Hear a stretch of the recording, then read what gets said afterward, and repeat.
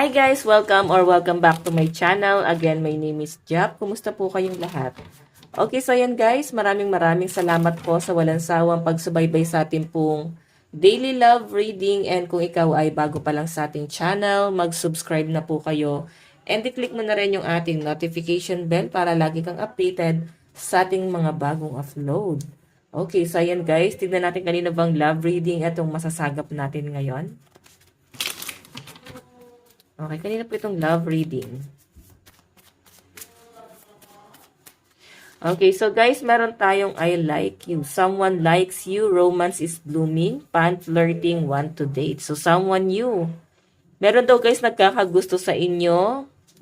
Pwedeng gusto na nga daw niya guys umamin sa inyo eh. Okay, gusto kang gayain, no? Baka sa Valentine's. So, merong nagkakagusto sa inyo. Pwedeng nararamdaman mo yan. Na lagi ka tinitignan itong taong to, parang lagi kang inaantay, baka katrabaho mo, laging nakaaligid sa inyo, umaaligid, ganyan. Lagi kayo ni-stalk, gusto ka laging kausap. Tignan pa natin, guys. Kanina po itong love reading spirit guide. Meron tayong the snake. Okay, so kung bakit may snake dito, feeling ko may nagkakagusto rin dito sa person na nagkakagusto sa inyo. Competition no? Competition, enemy, clever, malicious, look over your shoulder, the other woman. So, pwedeng naiisip mo na, ay, hindi pwede kasi meron siyang iba, mukhang malabo. Ganun mapagtatagpi-tagpi mo yung sitwasyon, guys. Okay, na parang may iba, parang feeling mo may iba siyang gusto. Ano to, nagbubulag-bulagan ka ba? Or medyo pahambol ka pa? Okay, tignan natin.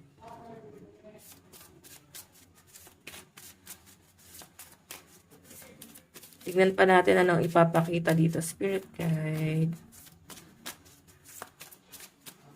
Meron tayong sunglasses. Watching, looking, stalking, gaslighting, perception, focusing out. Nako, parang ang dami mong karibal. Ang daming nakatingin sa iyo. May nag-stalk pa sa iyo. Okay, meron kang stalker. Tingnan natin.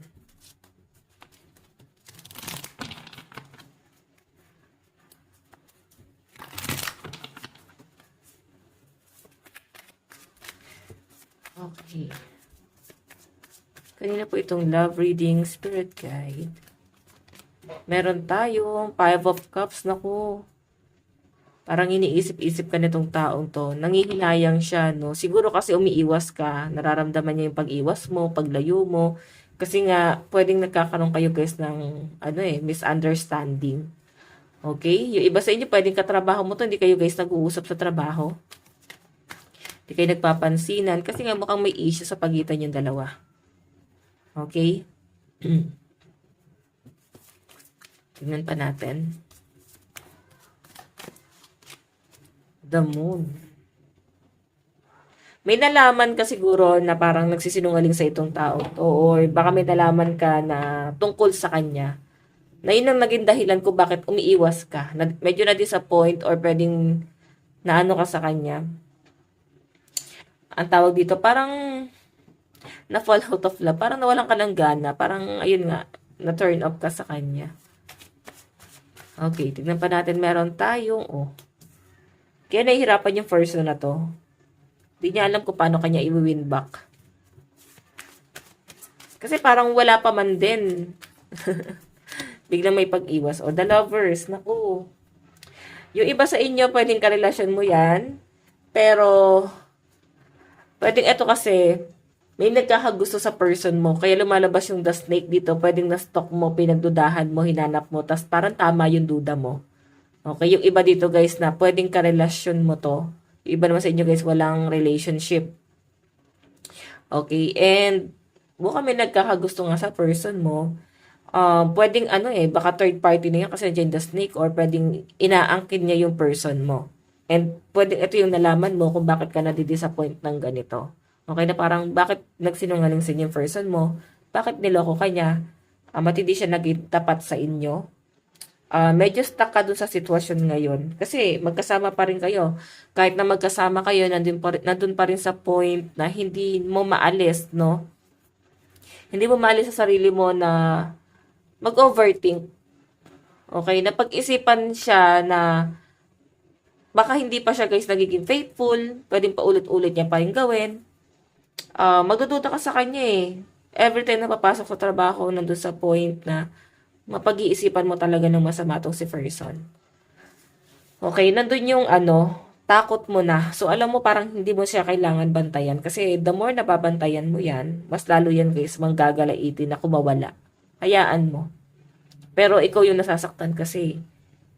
Okay, nandun sa point na bakit kanya nilugmok, nilagay sa ganitong sitwasyon. Dapat sinabi na lang niya na parang maghiwalay na kayo. At sana walang 'di ba? Walang involved na ibang tao, maghihiwalay kayo ng maayos na walang involved na ibang tao. Pero kasi ito, hindi mo kayang humiwalay kasi nga na-stuck ka. May kakompetensya eh. Ayun no. Competition, enemy, clever. Okay? So, ayan, meron tayong energy ng water sign, Cancer, Pisces, Scorpio, Aquarius, Gemini, Libra. May Scorpio. Okay, sige, tignan natin. Doon tayo guys sa energy ni person. Energy ni person. Ano yung nararamdaman ng person mo sa'yo ngayon?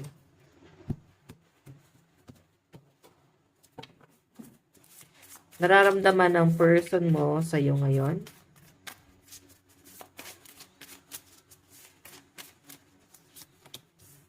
The Runner. Naku. Tinatakbuhan ka niya eh. May responsibilidad sa si person, pero kung makita mo, Cupid's arrow, have faith, love is coming, surprise invitation, or meeting hesitation. So, yun nga, sabi ko kanina, parang may nagkakagusto sa inyo, pwedeng, baka binabaligtad ka ng person mo. Okay, nasa iyo nga may nagkakagusto eh. Ikaw yung pinagdududahan niya. Kasi nga, multo niya to eh. Okay? Ikaw kasi nahuli mo siya. Talaga. Then yung person mo guys, pagdududahan ka talaga niya. Engagement ring. Ayan. Mukhang engaged na kayo. Pwedeng kasal. Pero parang tatakbuhan ka nitong taong to. Yung nararamdaman niya sa inyo guys, mukhang pinuforce niya yung bago. Okay? Or pwede naman guys na wala siyang gustong i-pursue. Gusto niya, pwedeng itong Cupid's arrow is energy niya. Pwede na naguguluhan siya. Gusto niya munang magpahinga. Nahihirapan siya sa sitwasyon. Ayan. Meron gusto makipag-date sa'yo. Oh. Meeting someone new. Dating get back out there. Plan set a date. So, kagaya ng sinabi ko kanina guys, kung ito naman guys ay bagong tao, pwedeng meron lang talagang iba ring tao na gumugulo dito sa connection yun. Tipong wala pa man din label, meron ka ng karibal. Okay? Kung ganon, pwedeng yun ang nalaman mo kung wala kayong label na to. Tignan natin ano naman ang tingin sa'yo ng taong to. Tingin. The Mask. Hindi ka daw showy, hindi mo pinapakita yung totoong nararamdaman mo. And feeling ko guys, twin flame kayo. Ayan, kiss on a ring. I think, kayo, parang walang label talaga. Okay? Nasa talking stage. Ganun yung atake. Okay? So, ang nakikita ko rito, guys, parang hindi ka rin daw kasi nagpapakita ng totoo mong nararamdaman. So, parang taguan kayo ng feelings. Medyo magulo yung energy, no? Bakit kailangan nyo magkaganyan? Diba? Kung ganito lang din yung sitwasyon nyo, iwasan nyo lang halang yung isa't isa. Kasi parang, kung pagmamasdan mo, parang para kayong baliw. 'Di ba? Kung mahal ka naman pala niya, pati di kanya i-pursue na may misinterpret ka niya. Ikaw naman, mahal mo pala siya, pero na may misinterpret mo rin yung ginagawa niya. So, ba't hindi kayo mag-usap? Baka kailangan nyo guys pag-usapan. Hindi kayo nagkakaintindihan. Okay? Tignan natin, ano naman ang... Okay. Tignan natin. Ano naman ang magiging action nito ni person? Action ni person. Both. healing heart, engagement. Mukhang broken-hearted si person. Siya yung nasasaktan dito. So, gusto niya guys ng closure sa inyo. Gusto na niya maka-move on, pero gusto kanyang makausap. Ayan, mukhang broken-hearted siya. Makikipag-usap sa inyo tong taong to. Okay, gusto niya guys ng masinsinang pag-uusap sa inyong dalawa. And, ayan na nga, nag-heal siya ngayon. Gusto na niya makalaya doon sa sitwasyon niya ngayon. Di niya alam kung paano siya alis. Okay, tignan pa natin. Ano naman yung magiging outcome? Ano po yung outcome? Meron, seduction. Okay. Piniflirt ka pa lang daw niya that time. Tapos talking. Nasa talking stage pa lang. Tapos parang may nalaman. May stab in the back. So, na-realize niya rin na parang meron ka na discovery. Nag-uusap pa lang kayo, no? Nandun pa lang kayo sa ligawan moment pa lang. Tapos biglang ganyan na yung atake. Ito na yung naging sitwasyon. Sistema yung dalawa. So, nakikita ko na parang nahihirapan kayo. Nahihirapan kayo na, alam mo yun, na makarecover. And si person mo nahihirapan din siya guys makarecover. Nare-realize niya kung ano yung punot dulo. Okay, then ikaw parang na-let go mo na lang siya. So, feeling niya, ano pa magiging habol niya? 'Di ba? Tignan natin guys, ano yung mga malalakas na zodiac sign. Meron tayong Leo, Virgo, Aries, Taurus, Cancer, and Gemini. Meron tayong Libra, Pisces, Aquarius, Scorpio, Cancer. Ayan. Sa side ni person, no? Yan yung mga malalakas na zodiac sign. Tignan natin, ano naman sa side mo, ano yung nararamdaman mo sa person mo? Ano yung nararamdaman mo sa person mo?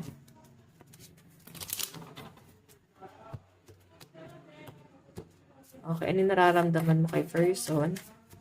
Meron tayong date. Oh, meeting someone new. Wala ka pakialam. Kasi meron kang bagong ka-flirt. May bagong paparating sa inyo. Para bahala na yan, madam. Wala naman akong pakialam niya. Masinaktan ako niyan. Oh, stability. Ikaw, nakikita ko sa inyo, hindi na to energy or nararamdaman mo sa taong yon. Ikaw yung tipo ng tao na ayaw mong mag-settle for less. Ayaw mag-waste ng emotion sa ganitong klase ng tao na masyadong komplikado. Pero kung siya yung someone nyo na yan, kasi may issue kayo eh. Okay, may issue kayo, may ibang tao kasing involved. Then, ikaw magkakaroon ka ng realization. Okay, meron ako nakikita rito na pupunta ka sa taong stable. Walang problema. Ayaw mo na masyado mag-isip ng problema. Medyo stress ka na sa ganyang atake or sitwasyon. The Golden Mirror. Self-absorbed, narcissist, one-sided relationship, love bombing. Diba? Medyo narcissistic yung nafe-feel mo doon sa person na yon. Okay? Alin lang yan sa dalawa guys, no? Pwedeng new person, wala kayong label. Pwede namang naging karelasyon mo. Pero mas malinaw kasi kaysa para wala kayong naging label nitong taong to. Okay? Nararamdaman mo sa kanya, parang, okay, next. Parang ganun. Okay, next. Iba naman. Meron akong nakita dito ibang tao pa eh. May iba kang ka-flirt. Ano yung tingin mo sa taong to? Meron tayong soulmate, di ba? Soulmate, twin flame. I like you. Tingin mo sa kanya, mahal ka naman niya. And kung makikita nyo nandiyan yung palm tree, stability. Nakikitaan mo rin na parang sayang, may potential sana sa connection namin dalawa. So may pinanghihinayangan ka rin eh. Kasi may potential tong taong to. Okay din naman siya. Secure din yung nakikita mo magiging buhay mo sa kanya. And aware ka na gusto ka niya. Parang nagmamahalan kayo pero hindi nyo guys napaglaban tong relasyon na to. Okay? Sige, tignan pa natin. Ano naman ang... Okay. Ano naman yung magiging action mo? Action. Mask. 'Di ba? Nakita nyo? Yung sabi ng person mo kanina, parang wala ka rin naman daw galaw or hindi mo pinapakita yung totoo mong nararamdaman, parang di ka rin nagpapaka-showy. So, yung action mo guys, napaka-cold ng treatment mo sa taong to. As in, cold treatment yung ginagawa mo sa kanya. Parang paparamdam mo na wala lang. Lalayaan mo siya. Okay? Hindi ka maghahabol. O, diba? Seduction. Kasi nangyari na yung nangyari. Ba't ka magsasettle for less? Diba? So, yung magiging action mo, guys, hindi mo ipapakita yung totoo mong nararamdaman. And parang hindi ka naman masyado nasaktan. Parang okay lang. Parang ganon. So, ayan. Mukhang napaka-strong ng personality mo. Okay, parang fire sign and earth sign tong nasasagap ko. Aries, Leo, Sagittarius, Capricorn, Taurus, Virgo. Yun yung mga strong energy. Okay. Tignan naman natin, guys, ano naman ang magiging outcome. Mirror. 'Di ba? Puro pagbabago. Kasi ikaw, parang what you see, what you get. Parang ganon. Kung ano yung ginagawa mo sa akin, ganon din yung gagawin ko sa'yo. Ganon yung nakikita ko sa inyo. And the butterfly, relationship evolving to the next phase, healing the inner child growth. So, mas importante sa inyo yung peace of mind kesa mag-isip pa ng kung ano-ano dito. Okay? Nakikita ko sa inyo na parang masyado ka nang matured para magpaloko pa. Okay? Meron tayong both, receiving what you need, progression arriving, moving on, closure issue. So, gusto mo lang din talaga na mag-usap. Parang open ka din sa communication din sa taong to. Okay? Ayan. Kasi, meron ako nakita na parang, meron ka ding ibang tinitignan, nilolook up. Okay? Merong someone yun na paparating sa inyo, guys. And open ka lagi sa communication sa ibang tao. Sobrang mature ng nakikita ko sa inyo. Wow. Napaka-strong ng personality na nasasagap ko dito. Tignan natin, guys, ano yung mga malalakas na zodiac sign. Meron tayong Virgo, Scorpio, Cancer, Aries, Gemini, and Aquarius. Yung mga hindi showy na zodiac sign. Okay, meron tayong, emotional yung Pisces eh. Pero may Pisces energy rito. Pwedeng nasa big three. Okay, Pisces, Capricorn, Taurus. Sa bagay, yung mga Pisces hindi rin yan masyado, guys, showy, no? Meron din tayong Leo and Gemini. Gemini pa rin yun nandito. Ayun, Aries pa rin. Okay, yung mga malalakas na zodiac sign. Tignan natin, guys, kung tayo na 3 cards sa napapunta tong relationship na to. The Star, focus sa self, sa sarili. And the Magician. Okay. Diba? Ang ganda ng pera mo. Alam mo, ikaw na, no? Napakaganda ng nakikita ko sa inyo. And sobrang matured. Sobrang focus sa finances. Nagbe-base na siguro yung iba sa inyo. Okay? And highly intuitive. Napaka-matured ng nakikita ko sa inyo, guys. Napaka-strong ng personality. As in, wala na akong masabi, guys, no? Napakagaling mo din, guys, mag-advise. So, parang ganun eh. Magaling ako mag-advise, parang dapat ina-absorb ko din sa sarili ko. So, parang ganun eh. Magaling ka mag-advise, pero dapat ina-absorb mo din sa sarili mo. Okay, napaka-strong ng personality as in. Love advice. Meron tayong engagement. Your love life is ascending to the higher level of commitment. 'Di ba? Papunta ka na. Or pwedeng nakapokus ka na sa seryosong relationship. Ayaw mo ng laro-laro or paikot-ikot, no? Meron tayong passion. Gusto mo yung someone na mahal ka at mahal mo din syempre. Ayaw mo na ng makipaglaro. Gusto mo kung sino na yung paparating siya na. Okay, ayaw mo na ng pabago-bago, pa iba-iba. Okay, tignan pa natin, guys. Meron tayong soulmate. Yes, this is your soulmate. Kakasabi ko lang kanina, guys, no? Yun din yung lumalabas sa card. Soulmate mo yung taong yan. Okay, so tingnan natin, guys, message na tong person na naguguluhan sa inyo ngayon. Ayan, kunin ko lang, guys. Medyo mahigpit kasi itong lagayan nito. Okay. Tignan natin. Ano yung gusto sabihin sa inyo ng person mo? Ano yung gustong sabihin? Meron tayong will you help me? Nahihirapan din siya. Pero parang nonchalant ka kasi wala kang pakialam sa kanya kung ano man ang pangangailangan niya. Parang magdusa ka dyan. Ba't kita tutulungan? Okay, sige, tingnan natin. Message ni person sa'yo. I need to sort things out first before I can come to you. So, gusto niya muna talagang maayos yung sarili niya. ayun no, I love you so much daw. Mahal ka nito pero gusto niya munang ayusin yung sarili niya. Medyo naguguluhan siya sa mga nangyayari. Okay, tignan pa natin guys. Meron tayong I need space. Okay, so siya rin pala guys, naglalaylo din, no? Hayaan nyo na lang din. Okay, naglalaylo din tong person na to. And I'm yours forever and ever. Nandyan lang naman daw siya guys, kahit na nagkaroon kayo ng distansya or wala kayong label, no? Siguro magkaibigan kayo at mas gusto niyang wag maputol yung friendship nyo. 'Di ba? So yan guys, ito lang naman po ang inyong daily love reading. Sa mga interesado ulit sa ating private reading, nandyan lang po sa description box below yung link ng aking Facebook, message nyo lang ako. So yan guys, maraming salamat. Bukas po ulit. God bless and love you all. Bye-bye.